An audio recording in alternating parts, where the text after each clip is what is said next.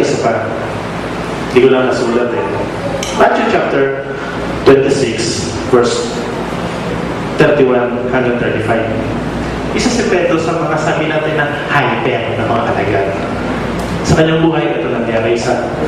Sinabi ni Jesus sa kanila, sa gabing ito, ako iiwan ninyong lahat. Gaya na nasasaad sa kasulatan, papatayin ko ang pastol at mangangalat ang mga tupa. Ngunit pagkatapos na ako'y muling mabuhay, mauna ako sa inyo sa Galilea. Sumagot si Pedro. Ito na naman, si Pedro naman. Bumangkahan na naman. Kanina, bumili. Tutuwa sa mga lapay lang sa tubig. Ito naman. Mira. Verse 33. Sumagot si Pedro, kahit na po iwan kayo ng lahat, hindi ko kayo iiwan. Wow, tapang. No? Sabi na ni Lord, mamaya, tapos nito, lalayasan niyo ako. May dadaputin ako, iiwanan ko mag-isa. Sabi ko, hindi, Lord. Ano ko, Lord? Iwan ka nila, pero never itang iiwan. Sabi ni Lord sa kanya, tandaan mo, ni Jesus, sa gabi rin ito, bago tumilaw ang manok, makaitlo mo akong itatatawa. 3 times mo ako i-deny Pedro. Ano sabi ni Pedro, verse 35? Ngunit matigas na sinabi ni Pedro, kahit na ako patayin kasama ninyo, hindi ko kayo itatatwa. At kayo din ang sinabi ng ibang mga alagad. Ang sabi, Lord, kahit ang nangyari, hindi kita iiwan.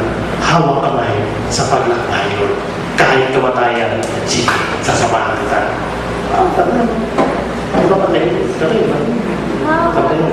Kinatanggalin. Hindi kita iwan sa paglakbay. Parang pamilya rin. So, Lord, hindi kita iiwan.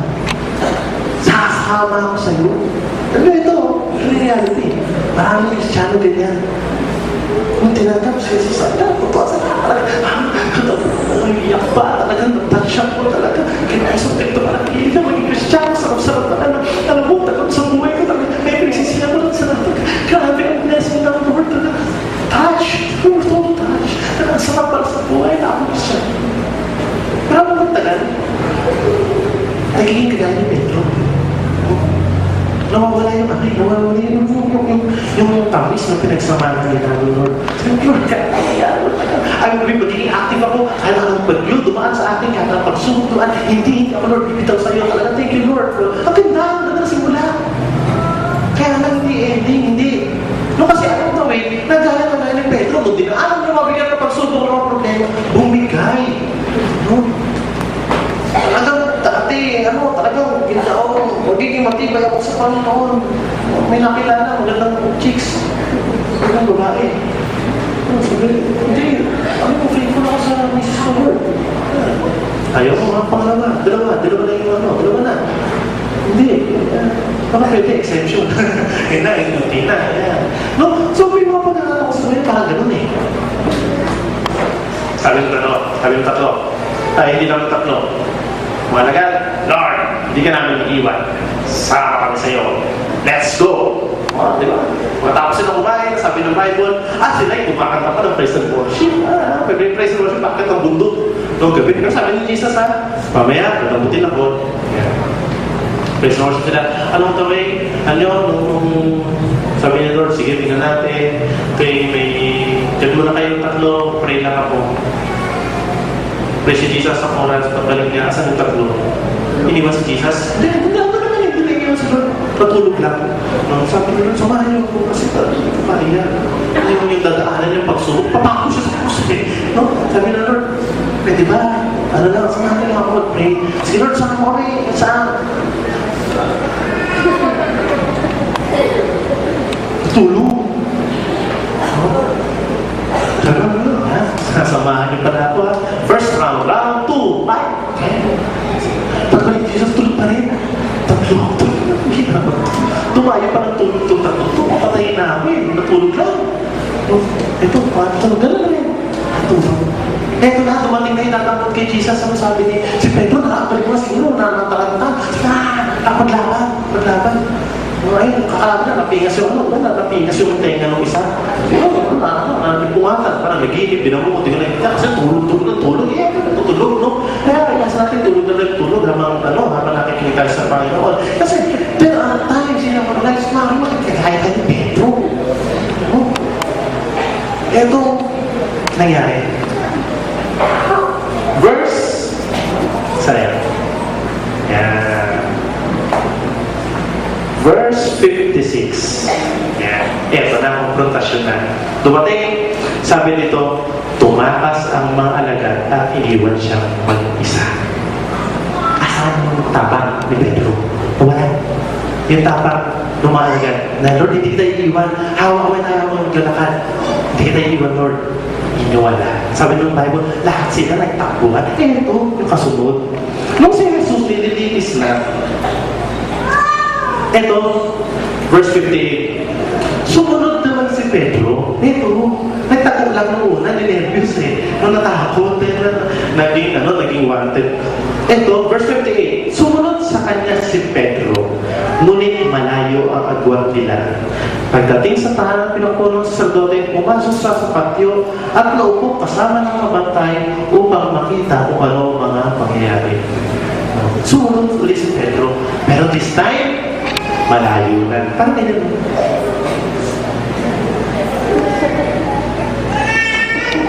Kasi, wanted. Kasi ito makapinga sa tenga nung kasama na namin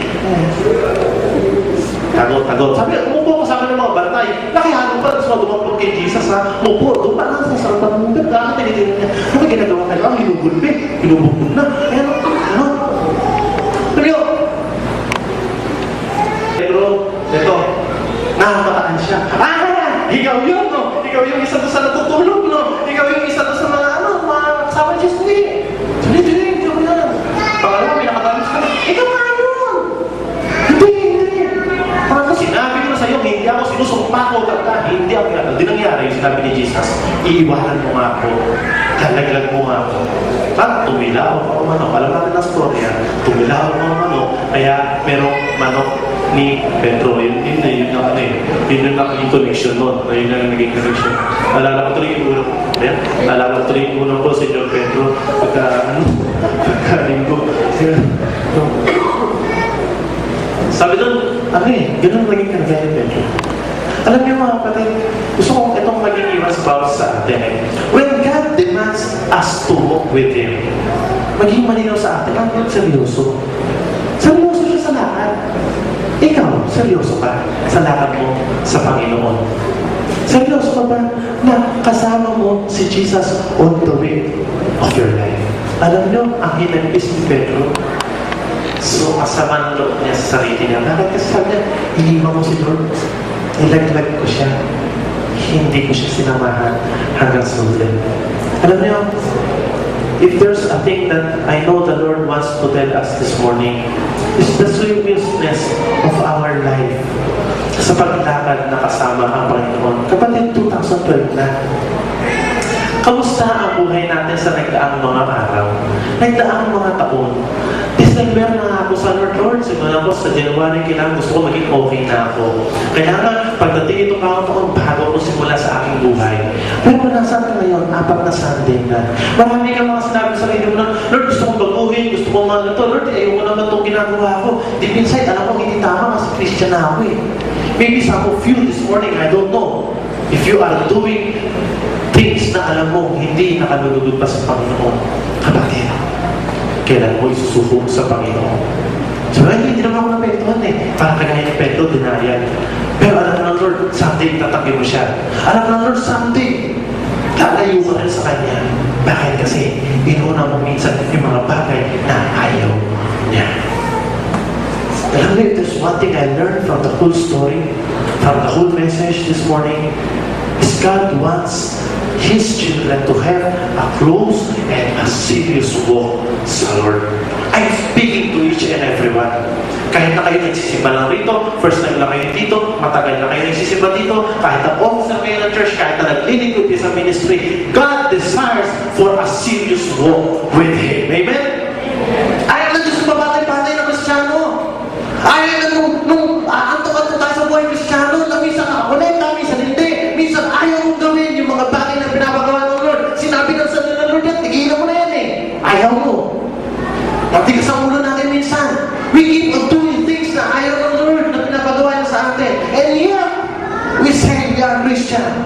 Sabi natin, Lord, natin ako, Christian ako. But we know deep in our hearts. Ano yan? And if it's by prayers during the past week, the Lord please convict each and every one of us of those things sa mga bagay ng buhay na parang bugbog sa buhay namin bilang mga Kristiyano. Mga kapatid, kamusta? Seryoso nga ba kayo sa buhay Kristiyano? O pagkalinggo lang? O kapag nakaka-attend lang ako ng sermon? Ako kapag wala na si pastor, wala na yung leader ko, balik ko niya sa dati. Wala naman nakakita eh. Hindi naman nakakita ng pastor. Pag napabalik ka sa mga barkada mo, sa mga klase mo, kamusta ka? Born again ka pa rin ba? Baka hindi na. Pag nayakin ka ng mga barkada mo, one time napadaan ako papunta akong church. Sabi ng mga klase ko, ng high school na na-miss ko na ng mga mahigit 15 years ko na hindi nakita. Toy, kamusta? Taba ko ngayon. Kaya nga, doon sila sa kanto eh. May session. Saka na ba? Pogi mo ngayon, siyempre. Tapa-tapa mo ngayon na. Paano tatay sa iyo? Tatay ka na. Tatlo panganay eh. Hindi na naman niya. Ay, bakit ba? Siyempre.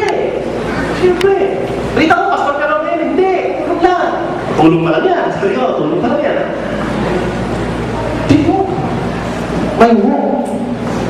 Bert, alam mo, hindi ka na inom eh.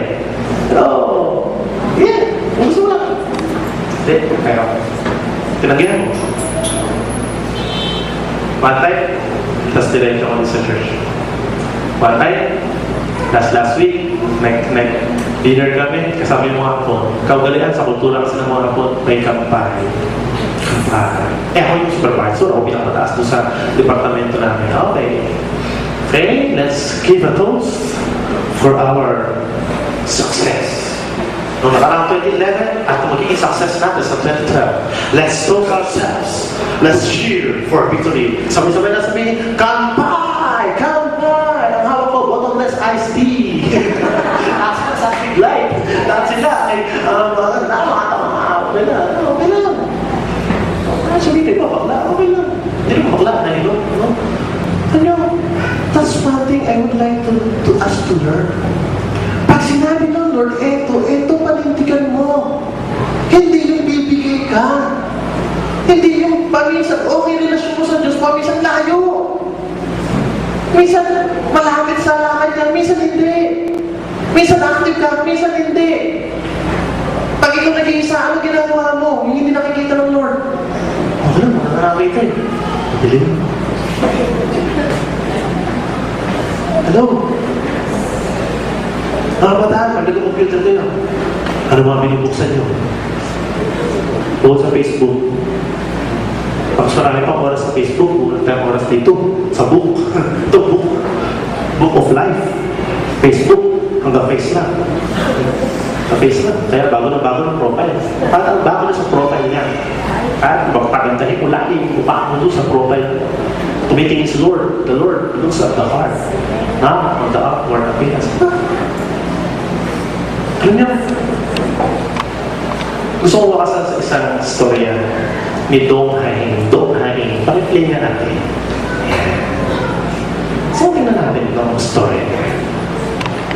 And let us assess ourselves. How are we walking our lives in the life of God? Alam niyo, 2012 na eh. Kung meron mga buhay sa buhay natin, dapat iwanan natin sa taong 2011. I believe this is your time.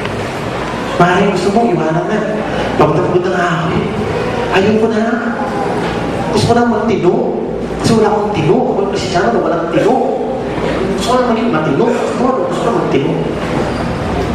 Okay, pakiplay natin. Sabi niya, I walked along for a long time, only looking down on the roads. One day, He has shown me to the corner of my ways. He has pointed me the way for me, who had no idea of the right path to go, and He led me to the way, holding my hand. The first time of walking with Him was so joyful that I walked in delight. Sa inyo, ayan, nag-iisa lang ako dati. Holding hands kami ni Lord. The way, however, was very long. I was very tiring and my feet hurt. Masakit pa. Others seem to walk easily and fast. I look upon him. I asked him to marry me by himself. Lord, wala ko lang ako. Pero he just walked without saying anything, holding my hand. I saw many beautiful things beside the road. Though shook his head, I tried more and more to become free of sand. Binitawan ko yung kanyang kamay. Escaping from him, I saw him getting farther behind. I tried to turn back to see. As time goes by, my memory faded away. Napalayo na ako. I had many people who indulged me and rode speed cars. Humilingin nila ako sa ibang mga bagay sa buhay. But the day became darkened, the bright lights turned off one by one like a Christmas light. Those which made me pleasant were getting stuck. My feet were so weakened. Napagod din. It's hard to walk alone. Hirap pala maglakad ng isa. I turned my head up.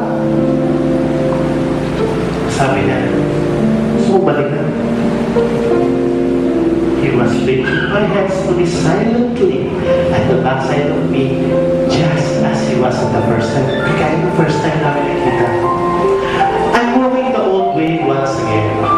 Tanawin kami. Though many hills ahead of that way, there might be many things that can turn my eyes onto, but I will not take his hands away anymore. Because I know that my hands are bound with him tightly, who is walking with me. Ano sabi niya? Hindi ko na bibitawan yung kamay ni Jesus. Ano? Church, most of the time, I believe God is reaching to us this morning. Kamusta ang relasyon sa Diyos? Ano ang mga bagay sa buhay ninyo na kung babalikan natin at ipapakilala sa inyo ng Lord? Nilakan umaga. O gaya ng nito, sabi niya, lahat ako saya-saya. At time came. May mga nilagahan ng kasalanan sa puso ko. Tungkol sa kasalanan. Tinuwan. Sabi niya, ang hirap na ng ganong buhay. Malayo sa Diyos. Kamusta buhay natin ngayon? Baka may mga bagay sa buhay natin, kaya pala hindi natin ma-enjoy. Sabi ng kanta kanina, kay saya-saya kapag kasama ka. Kay ganda ang buhay kapag kapiling ka. Ikaw ang buhay ko. Hindi magbabago. Walang katulad mo. O Jesus. Nakakanta lang yun ng tama at nasa puso ng isang Kristiyano, ng isang tao na tama ang lakad kasama ng Diyos. Kung alam ninyo sa buhay ninyo ngayon, ako nakikiusap. Ang Diyos ay nakatingin sa atin. May mga bagay sa buhay ninyo na ngayon. Alam niyo ngayon, Lord, kailangan ko mabago. Sabi mo, hindi pala ako makalakad ng tama. Kaya pala pinilay ako sa buhay ko siya. Kaya pala hindi ko maintindihan. Kaya pala ganito ang buhay ko. I've never experienced the victory na makasama ka. Bakit? Kasi bumitaw pala ako sa pagkaano sa iyo. It's 2012. People, 2012. We have a long way ahead. Sabi nga, parang may paakyat, may pababa. Pero, sabi niya, pampati na ako. Kasi kasama ko na siya. Sabi niya, hindi ko na bibitawan ang kamay niya. He made a promise. Sabi niya, masaya na ulit siya sa kasama niya. Kung hindi niyo pa naranasan ang paglaban ng kasama mo ngayon, maybe you need a decision to make this morning. Sa unang panalay ko mamaya, I will invite people. Kung sa tingin niyo, hindi niyo pa tinatanggap si Jesus sa inyong buhay, let Him come into your life. Naranasan ko rin sa buhay ko na maglakad na kasama, minsan hindi, sa kasama. Pero alam niyo, mas lamang yung kasama si Jesus. Subukan ninyo si Jesus. Wala tayong mga nakakasama sa buhay, wala tayong pag-asa, kahit bigay mo lahat sa Panginoon.